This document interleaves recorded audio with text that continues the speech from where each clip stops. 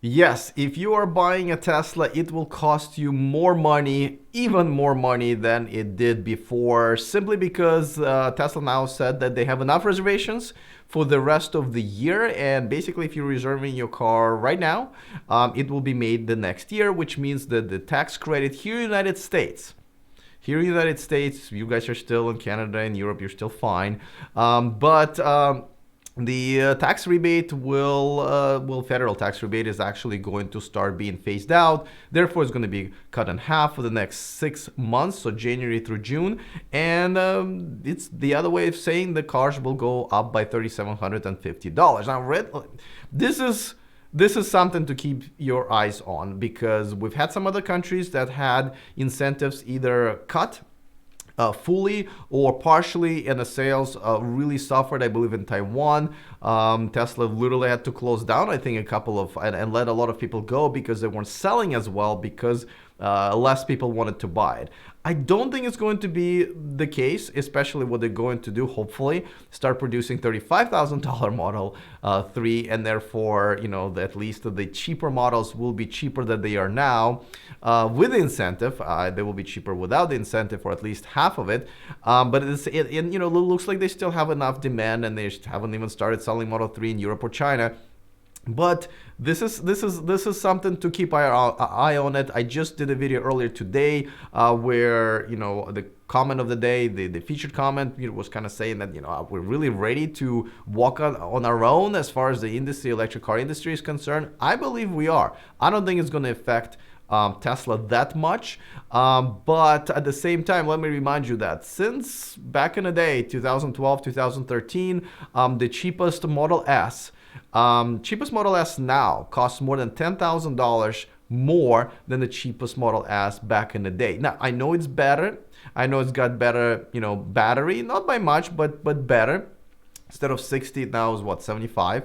But those people like myself, actually, who can't afford $140,000 cars, I was definitely hoping for I always went for the lower price, not all the way lower, but definitely lower price, because that's something I could still afford. The lease payments still made sense. Now, already went up by more than $10,000. Now it's going to go up by almost another $4,000.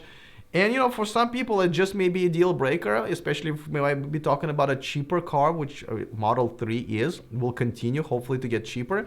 But unfortunately, this is something that we're definitely going to go through. And I'm curious. Obviously, I'm a little bit nervous about it. I'm sure so is Tesla and the rest of the community. But I want to see if they can make it through. If they can, then it's going to be another proof of concept that we can walk on our own as the community, as this technology, as this revolution.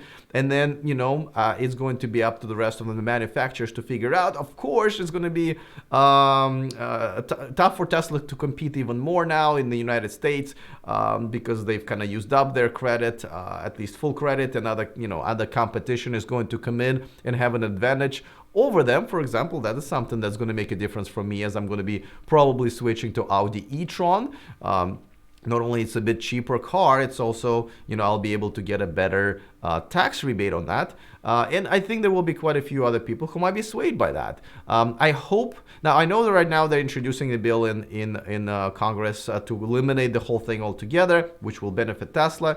If not, maybe, as you probably saw on my show back in June, I believe I interviewed Congressman Welch, who is actually proposing to remove the 200,000 car limit and just put a 10-year limit, so it doesn't really punish people who got into it first, who was kind of like pioneers of this, like Tesla, Nissan, I think BMW might be close. So we'll see how that plays out in terms of politics. But for now, that's it. The Teslas are going to be more expensive. By the way, before I move any further, let me just let you guys know that this channel and the show is sponsored by Climate Exchange.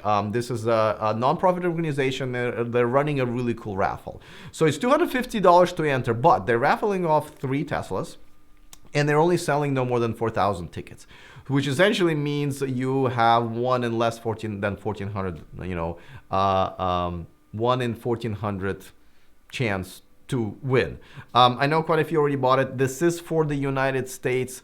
only. Unfortunately, I know a lot of you wanted to get in on that from other countries. I'm sorry, that's just how they're running the raffle. And you know, even if you don't win, your chances are good, but even if you don't win, you'll still be supporting their mission of, you know, moving us towards the low carbon economy, and I think that's a good thing on its own. So there you go. Check out the description of this video. It will have a link to it, and then go ahead, and I think you can buy more than one ticket. So anyway, check it out. But let me move on to the featured comment.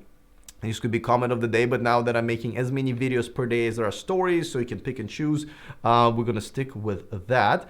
And this one has to do with my choice, as I just announced, about a month ago, that I will most likely going to be switching from my Tesla Model S to the new Audi e-tron.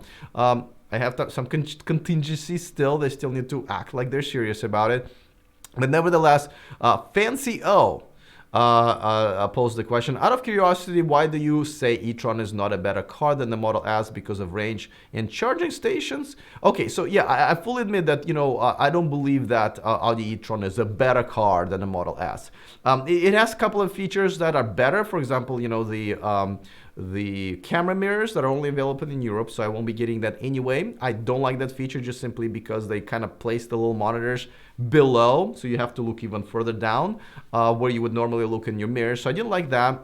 I know the charging speed is a much more amazing at 150 kilowatts, but you know, as I mentioned many times again, that I only will accept the charging speed when traveling to be acceptable when it's just as fast as gassing the car. That's just what reality is for me, and I think for a lot of other people. I think that a lot of this technology is, I don't like the way it looks. Like, I love the way it looks, but I don't like it more than the Model S. I think Model S is just like the most gorgeous car out there. A lot of technologies there is really good as well. It's just not the better, or not by much. The reason I'm switching is, and I cut this comment out just so it's a little bit shorter, so I'm not peeking out of it like you know, Wilson. But the Fancy O went on to say, you know, they are probably going to be of a better build quality. Agreed. That's actually one of the reasons I am switching, because I don't want to be bringing my car back to the shop for now, 6 years over and over again. Also, I believe they will provide me with a better service and overall care and respect from the brand, which I have not been getting from Tesla. So it's not a better car, but I think I will have a better experience. I hope that makes sense. But guys, you feel free to disagree, as I know some of you will. And you know what? That's why there's a comment section there. That's why I go through it and read every single comment and feature some of them in my videos. But so thank you so much for doing it. Thank you for contributing. Other than that, I will see you guys next time, and remember to stay charged.